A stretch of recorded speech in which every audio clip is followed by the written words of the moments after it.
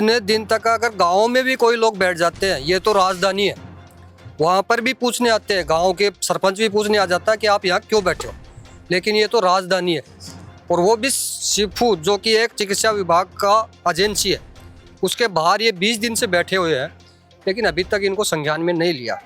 तो मेरा तो ये कहना कि इनसे आप चाहते क्या हो? अगर आप अपने आप को राजा मानते हो और अगर थोड़ी बहुत भी शर्म बची है ना, सरकार में थोड़ी बहुत भी शर्म बची है ना, तो इन बच्चों को आके एक बार संभालो। बस इतना ही सवाल है कि क्या किसी नेता का बेटा होता है या किसी अधिकारी की बेटियां और उनके बच्चे यहाँ पे बैठे होते तो भी वो नहीं आते क्या? हमें कल भी बेरोजगार थे, आज भी बेरोजगार, और जब तक हमें हमारा रोजगार नहीं मिल जाएगा हम यहाँ से उठ के जाने वाले हैं नहीं। बोल रही हूँ, अगर आज या कल में कुछ नहीं हुआ ना तो मैं आमरण अनशन पे बैठूंगी, चाहे मैं मर जाऊँ, मैं आमरण अनशन से नहीं उठूंगी। मेरी एक की जान जाने से 600 लोगों को नियुक्ति मिलती है ना, तो मैं अपने आप को मरा हुआ नहीं, मैं अपने आप को शहीद समझूंगी ना। बेटी बचाओ बेटी पढ़ाओ, लड़कियों की इज्जत करो, इज्जत बढ़ाओ, ये सब तो गया भाड़ में। अरे थोड़ी तो शर्म करो, यहाँ लड़कियां बैठी है, लड़कियां बच्चों को ले लेके अंधेरों में बैठी है। 7 महीने की छोटी बच्ची है सर, लेके हम यहाँ पर बैठे हैं। इतने दिन से कोई सरकार भी हमको पूछने के लिए नहीं आई सर। यहाँ पर बहुत परेशान है हम छोटे बच्चों को लेकर। यहाँ पे घर पे जाए, घर पे नौकरी के लिए पूछते हैं, क्या जवाब दें हम?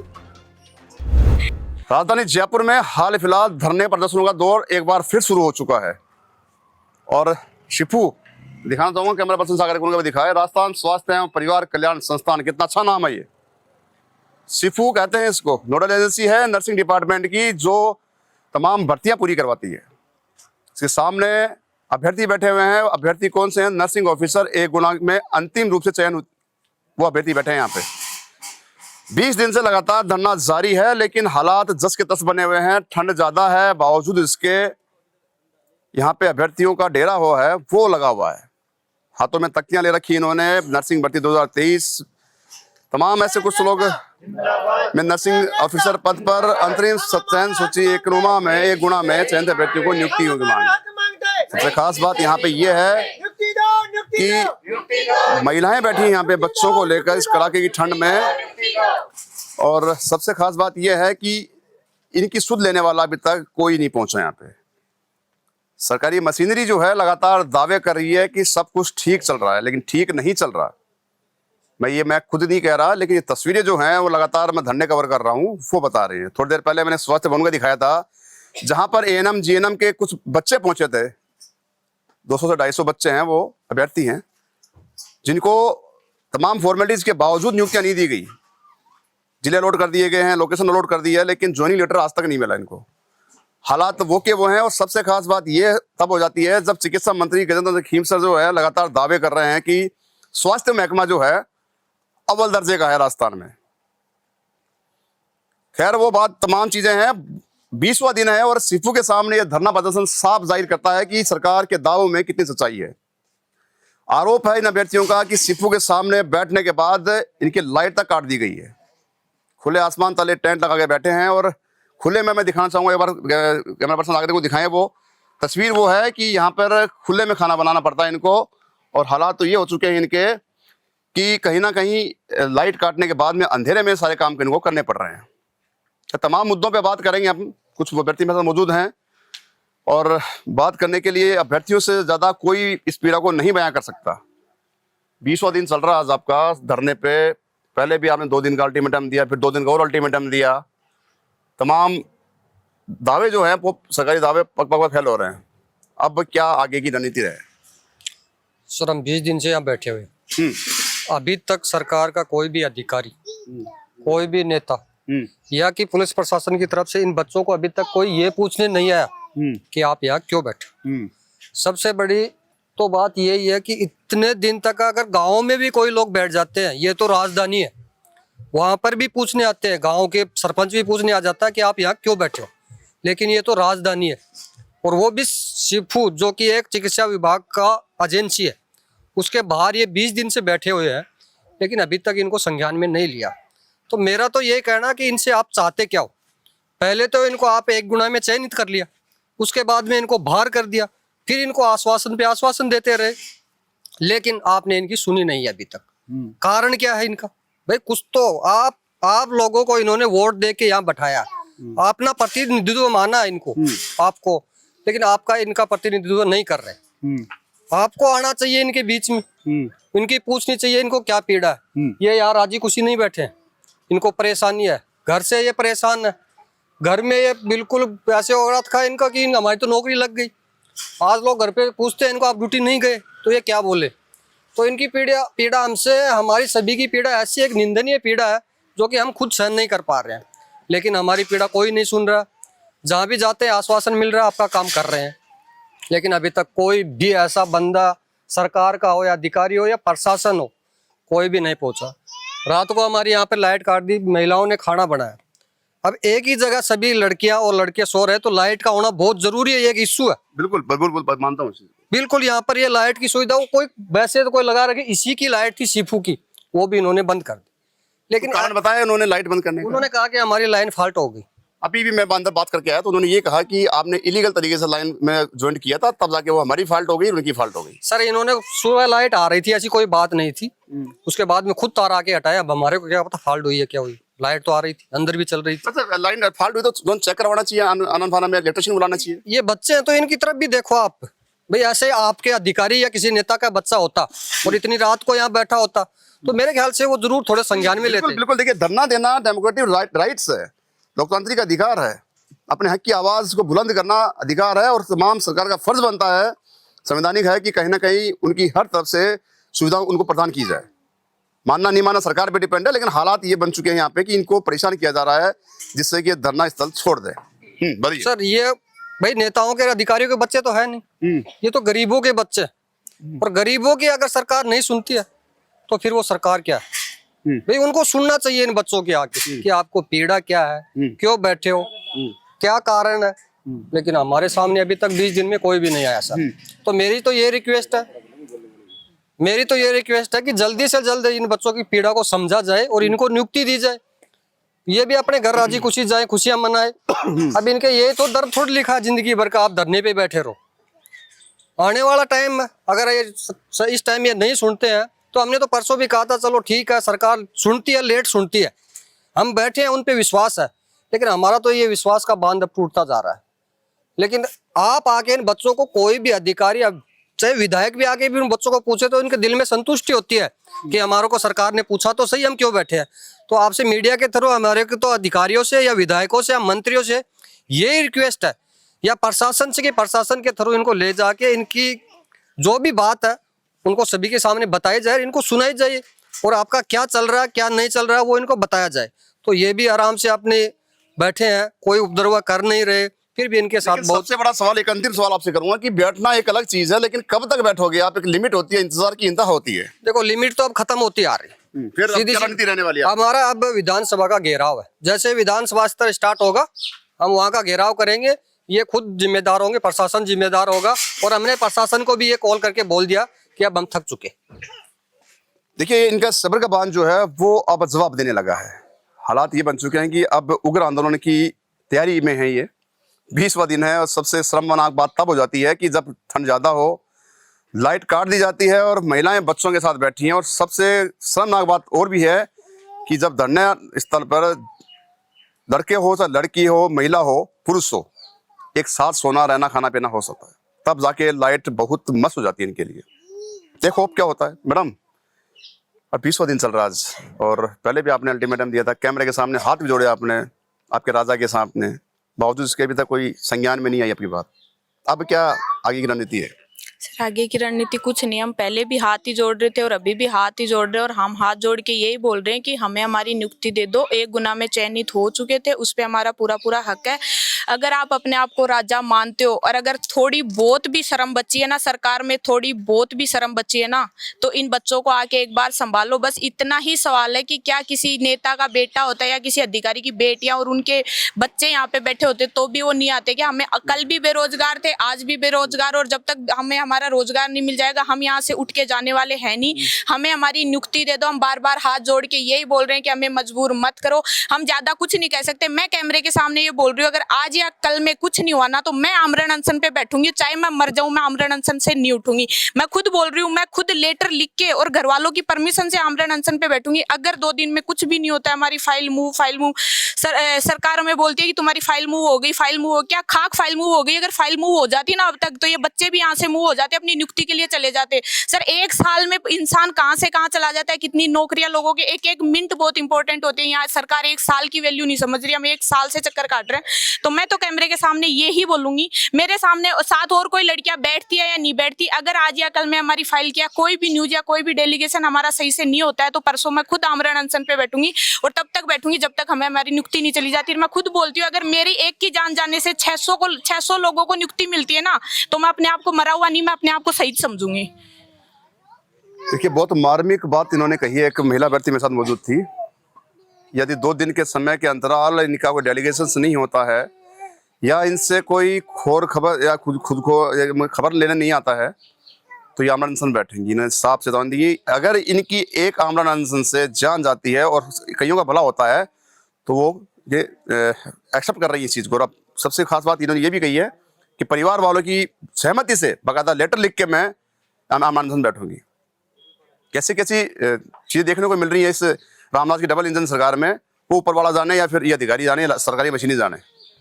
एक चीज़ और दिखाऊंगा मैं आपको कि किस प्रकार से महिलाएं बच्चों को ले लेके बैठी हैं यहाँ पे।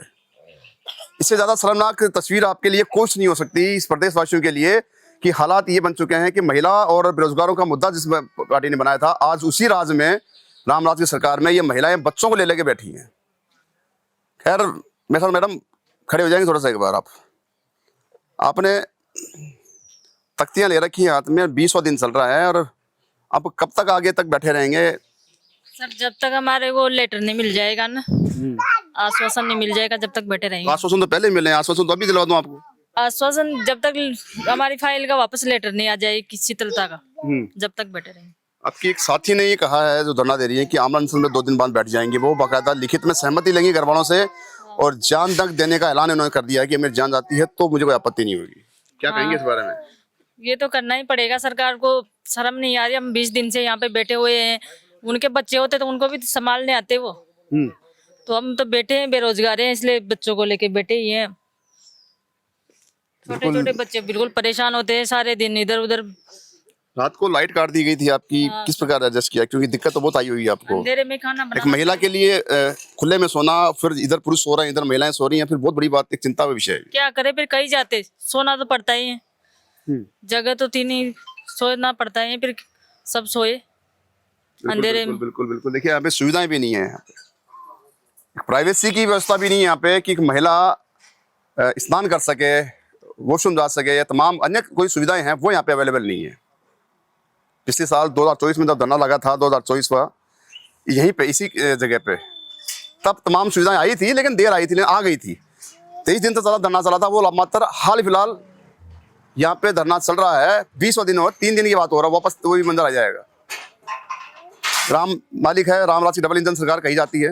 मैडम, एक बार बच्चे को गोद में लेके आप बैठी हैं, और एक महिला के लिए बहुत चुनौतीपूर्ण कार्य है, बाहर रहना, बच्चों को साथ लाना, ठंड में रहना, घर से दूर रहना। बहुत परेशान हो रहे सर, बच्चे को लेकर आए, इतनी दूर से सर बांसवाड़ा से आए हम, और यहाँ लेटरिन बाथरूम भी नहीं, सुविधा नहीं, लाइट भी नहीं, रात को अंधेरे में बच्चे को लेके सोए हम। तो आपने बात की लाइट के लिए अंदर? लाइट के लिए बात की तो नहीं लगाएंगे, यूँ बोल दिया, ना बोल दिया। क्या पता क्या हो रहा है उनको, हम बोलने जाते तो वो डराते हमको, गार्ड साहब आके क्या कि नहीं काटेंगे, बाथरूम भी मत आना, आज के बाद यहाँ आना मत, अंदर मत आओ, कोई भी आना नहीं चाहिए, ऐसे बोल दिया। तो फिर आपने कोई एक्शन नहीं लिया? अधिकारी तो बात नहीं पहुंचाई इसकी?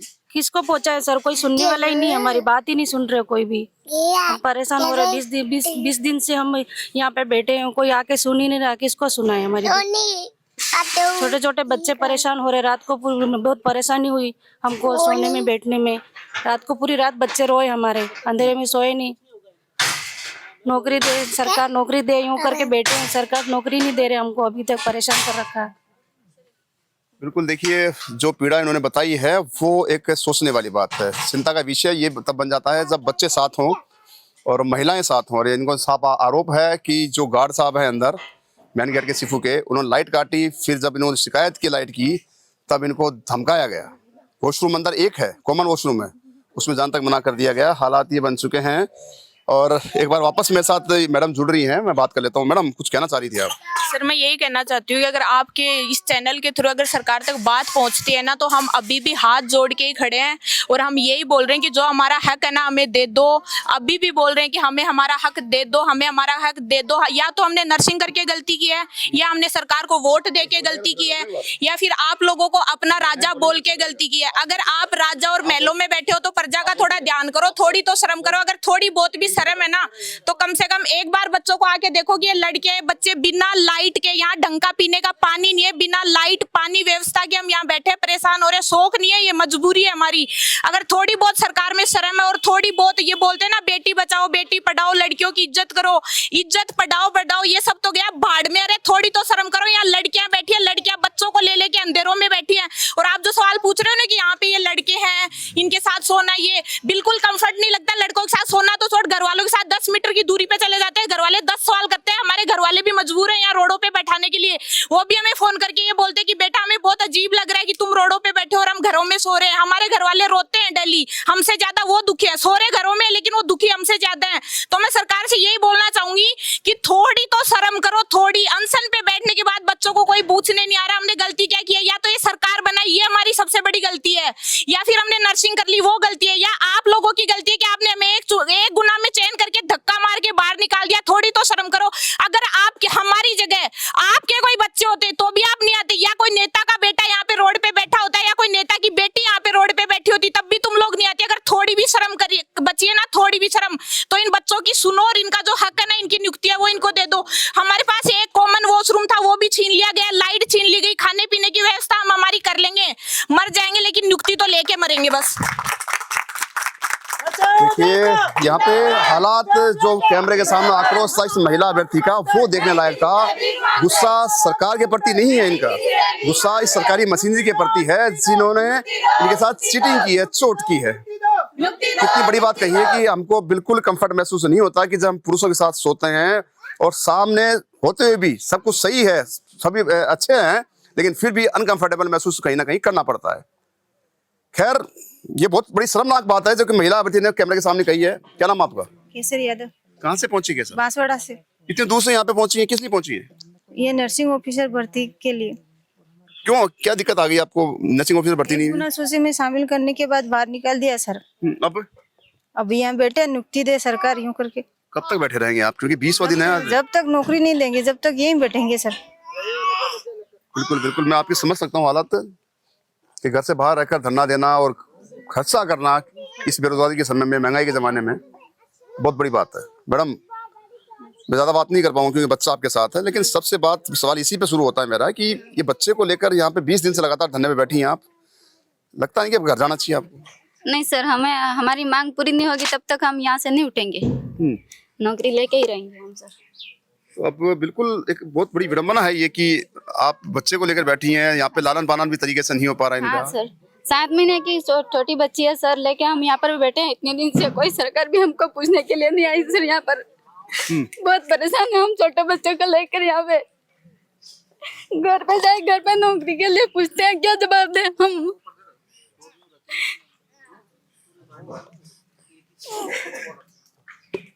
विडंबना देखिए कि एक महिला अभ्यर्थी इस मंजर को देख के रो रही है कैमरे के सामने। चिंता खुद की नहीं है, चिंता इस नौनिहाल की है।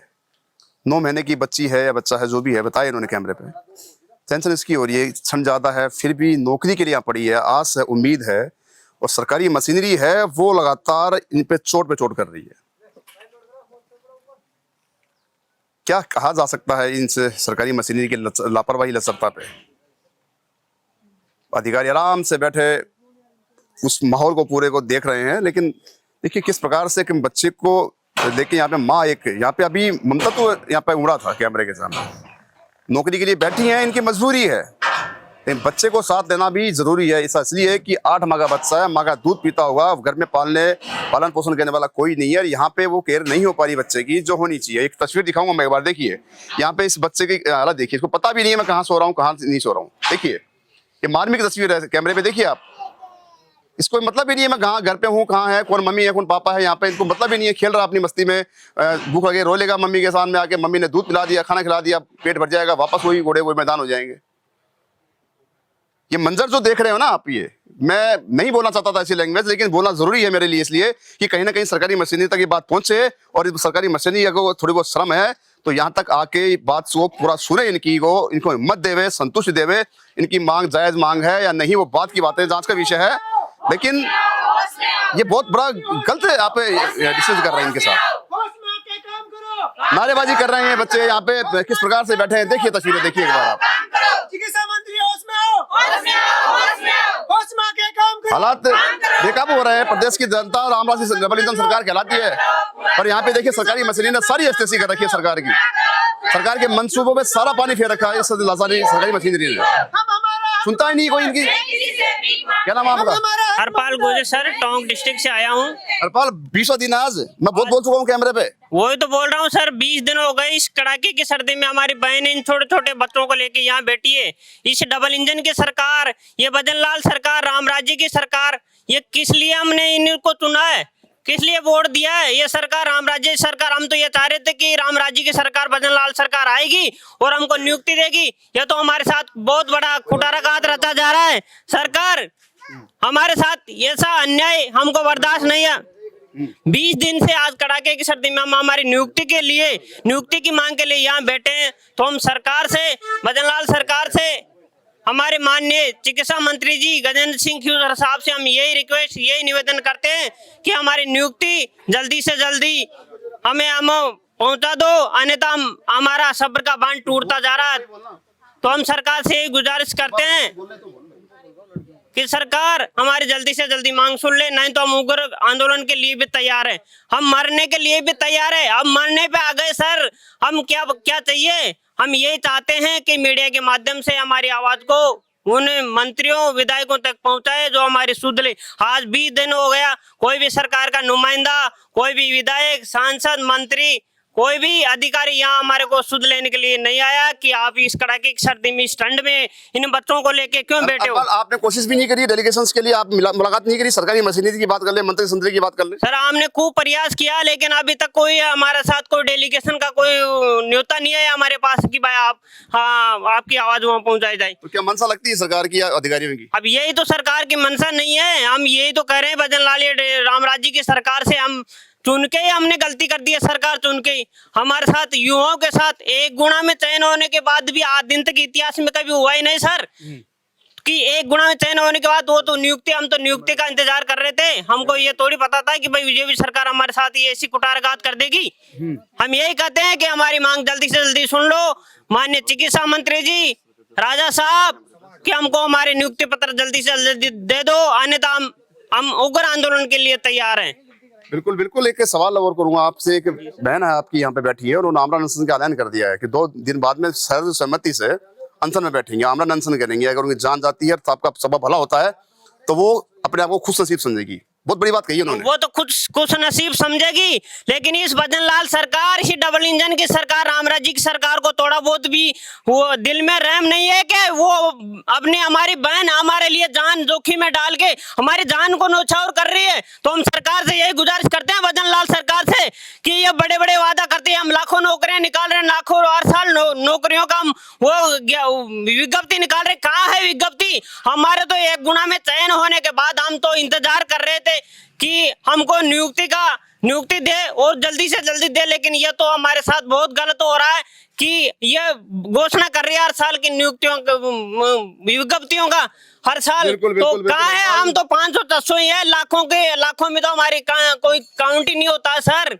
हम यही कहते हैं भजन लाल सरकार से, राम राज्य की सरकार से, कि अभी भी सुन लो, हमारी बहन आमरण अनशन पे बैठने के लिए तैयार है। तो ये राम राज्य की सरकार, हमने ये चुन के ही गलत किया। तो राम राज्य की सरकार, राम का राज, बोलो कितनी बड़ी बात कहती, राम राज्य की सरकार। तो हम बीजेपी सरकार से, राम राज्य की सरकार, डबल इंजन की सरकार से निवेदन करते हैं कि हमारी मांग जल्दी से जल्दी सुन लो, अन्यथा हम अब आगे, हमारी बहनें मरने के लिए भी अपने प्राण न्यौछावर कर रही है, तो इससे बड़ी क्या विडंबना होगी? सरकार से गुजारिश यही करते हैं सर। बिल्कुल। देखिए कैमरे के सामने जो बड़ा सा आक्रोश है वो निकल रहा है, क्योंकि वो सरकार के प्रति नहीं है, ये आक्रोश सरकारी मशीनरी के प्रति, जिसने मन मर्जी रवैये से इनको नियुक्तियां रोक दी गई है। इनकी 1 गुना में चयनित अभ्यर्थी हैं, अंतरिम सूची में नाम इनका आ चुका है, बिना किसी कारण के बताए कारण अभी तक स्पष्ट नहीं हुआ है।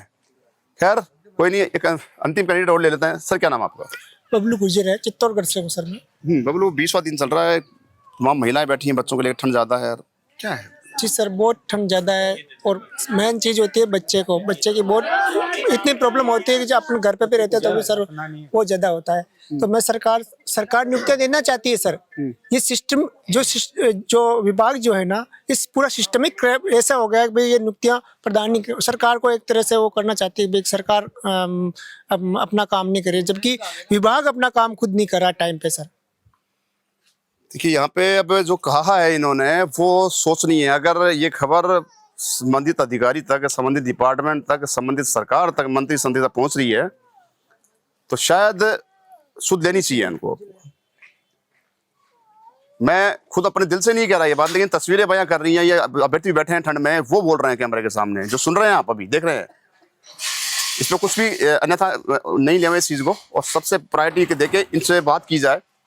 नियुक्तियां होंगी नहीं होंगी बाद की बातें हैं, लेकिन इनसे बात की जाए एक बार, जिससे कि इनको ये लगे कि सरकार तक हमारी बात पहुंच रही है और लगातार जो कोशिश की जा रही थी इनके द्वारा वो धरना कहीं ना कहीं समाप्त हो सके। खैर अब देखने वाली बात इसमें यह है कि सरकार इनकी मांगों पर ध्यान देती है या ये विधानसभा का घेराव करने के लिए आतुर तो है ही, या कर पाएंगे वो समय बताएगा और देखने वाली बात होगी। सोयू कैमरा पर्सन जोगेश्वर के साथ संदीप अग्रवाल, गोल्डन न्यूज, जयपुर।